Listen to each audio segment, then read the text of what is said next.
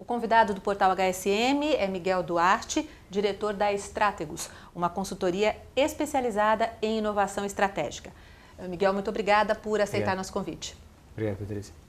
O tema da nossa conversa é a gestão da inovação e Business Model Innovation, inovação de modelo de negócios. Miguel, você me dizia que a gestão da inovação ela é a criação de uma competência que vai muito além da metodologia, né? Então eu queria que você explicasse para o nosso público um pouquinho melhor sobre isso, sobre a gestão da inovação dentro de uma empresa.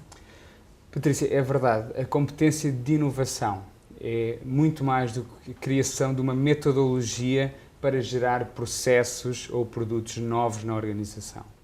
O que acontece é que é necessário, quando levamos uma metodologia para uma organização, é necessário ir para além disso. É necessário conseguir trazer essa metodologia para a rotina da organização. Isso faz-se com um esforço adicional de desenhar uma metodologia para inovar. É necessário criar metas na organização para que a organização se oriente a esse resultado final e participe nas próprias metodologias. É necessário criar uma missão para a inovação dentro da organização, que é uma coisa que muitas vezes não é pensada antes de avançar para uma metodologia. Qual é que é a missão da inovação exatamente naquela organização? O que é que a liderança espera que aquela unidade entregue ao resto da organização e às unidades de negócio muitas vezes? Portanto, este é o tipo de desafios que existe quando começamos a pensar numa competência de inovação. Ao mesmo tempo, o treinamento dos participantes no processo, na metodologia de inovação. Não basta ter uma competência, ter uma metodologia e esperar que, de forma natural, toda a gente participe nas diferentes etapas de um processo de inovação. É necessário preparar a organização e, ao longo dos anos, ganhar essa maturidade para que as pessoas possam participar de uma forma informada e cada vez mais eficaz. E assim melhoramos o resultado final da inovação. E aí você fala de inovação de produto ou de uma inovação geral? Aí falo de uma inovação geral, ou seja, quando implementamos um processo de inovação, ele precisa destas componentes, seja para produzir processos, seja para produzir produtos, serviços ou inovações de modelo de negócio. Miguel, e qual é a inovação que melhor ajuda a corporação a se diferenciar nesse ambiente tão competitivo que nós vivemos? Bom, nós acreditamos que a inovação que melhor apoia esse objetivo é a inovação de modelo de negócio. É uma inovação que muitas vezes passa ao lado do objetivo das organizações, quando preparam os seus processos de inovação, mas é a inovação que realmente faz a diferença e que apoia organizações a criar monopólios temporários. Vários exemplos disso. Por exemplo, o caso da Nespresso. A Nespresso conseguiu criar um ecossistema onde faz um lock-in do consumidor. Reparem que a proposta de valor em si é a entrega de um café em condições iguais em qualquer parte do mundo, a qualquer hora. A proposta de valor é inovadora, é verdade, mas há muito mais do que isso.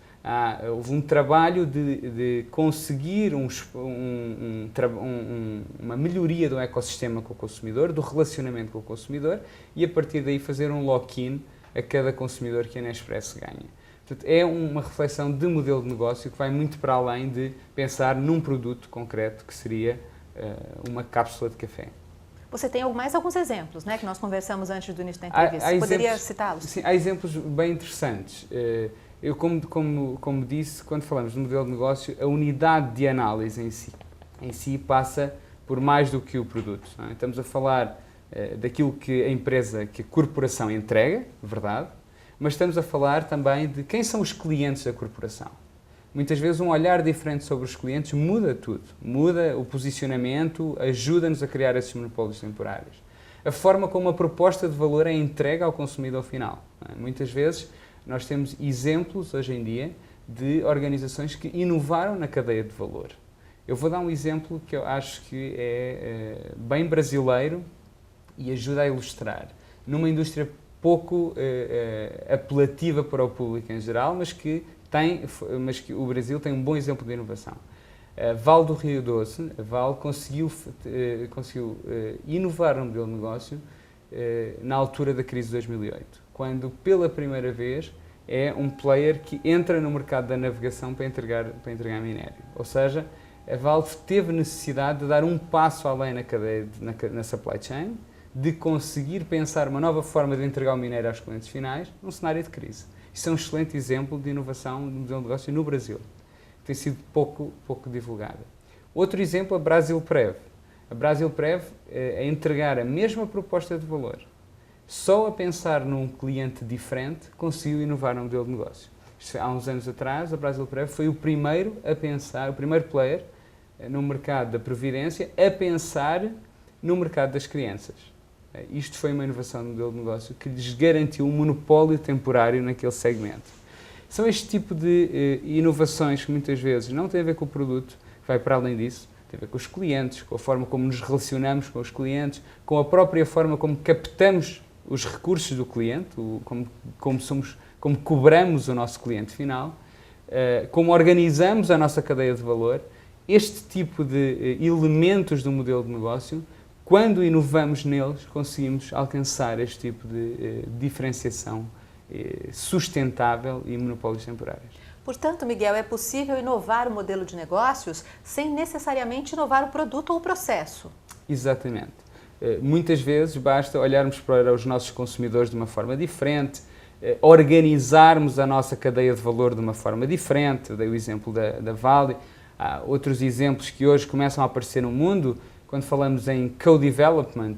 A Sony e a Samsung, para espanto do consumidor final, tinham uma joint venture para produzir flat panels, para produzir os ecrãs dos televisores. Reparem que, apesar de competirem exatamente nos mesmos segmentos, exatamente nos mesmos mercados, eles conseguiam ter uma cadeia de valor partilhada a um determinado momento lá atrás.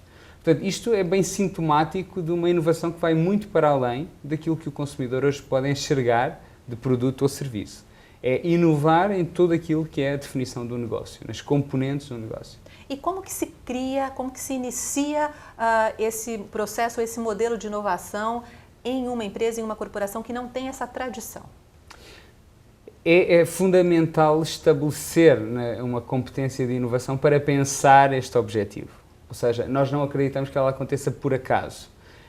Em alguns exemplos que citei, ela foi fruto da circunstância em que os gestores tiveram que pensar de uma forma criativa sobre o seu negócio e reinventá-lo, mas quando pensamos na inovação do modelo de negócio disciplinada, ela existe a partir de um processo, de uma metodologia.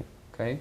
E essa metodologia parte da nossa experiência e daquilo que temos visto nas organizações, parte de 4 lentes fundamentais. A primeira lente é os Consumer Insights. Será que nós paramos para pensar naquilo que são as necessidades não verbalizadas dos nossos consumidores? Será que pensamos no verdadeiro insight do consumidor ou limitamos-nos a ouvir aquilo que são as respostas óbvias do consumidor, que é bom e barato? Não é? Portanto, esse é um ponto. Outro ponto é, será que olhamos bem para as tendências que estão à nossa volta, à volta da indústria? E muitas vezes as organizações limitam-se a olhar para as tendências que todos os seus competidores olham e tirar dali ilações para o futuro. Nós defendemos que é preciso ir para além disso. É preciso disciplinar também esta forma de ver o mundo, olhar para as tendências e fazer colidir as tendências. Ou seja, uma tendência nunca acontece sozinha.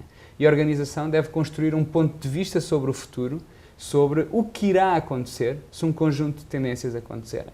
Este tipo de análise prospectiva apoia a criação de novos modelos de negócio também. Outra forma de olhar é as core competencies, as competências-chave de uma organização.